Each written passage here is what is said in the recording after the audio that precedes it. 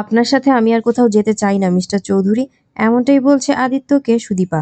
পুরোটা জানতে ভিডিওটিতে লাইক দিয়ে দেখতে থাকুন। পরমা আর সুদীপা মিলে ডিসাইড করে যে লাবণ্য সেনগুপ্তর পরিত্যক্ত কোম্পানিটা তারা কিনে নেবে। বাড়িতে সবাইকে এই বিষয়ে জানানো হলে প্রথমে সবাই বাধা দেয়, কিন্তু আদিত্যর মা তখন বলে ওরা যেটা করতে চাইছে করুক না, ব্যবসা করতে চাইছে করুক।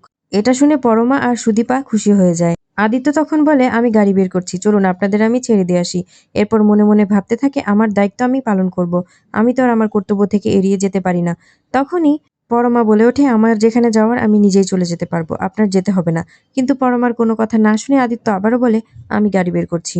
এটা শুনে সুদীপা এগিয়ে গিয়ে বলে তার কোনো প্রয়োজন নেই মিস্টার চৌধুরী, আমরা কোথায় যাচ্ছি না যাচ্ছি সেটা ভেবে আপনার কোনো কাজ নেই। এরপর তো আমাকে পরমাকে ছেড়ে দিয়ে আসবেন, বাড়িতে এটা নিয়ে আবার অশান্তি হবে। আপনি কেন আমার আর পরমার সাথে গেলেন সেটা নিয়ে দাদাভাই আর ওর মধ্যে আবার ঝামেলা বাজবে। আদিত্য তখন মনে মনে ভাবতে থাকে বা আপনি সবার কথা কত চিন্তা করেন, আর এসব কথা আপনি সবার সামনে নির্দ্বিধায় বলে দিলেন।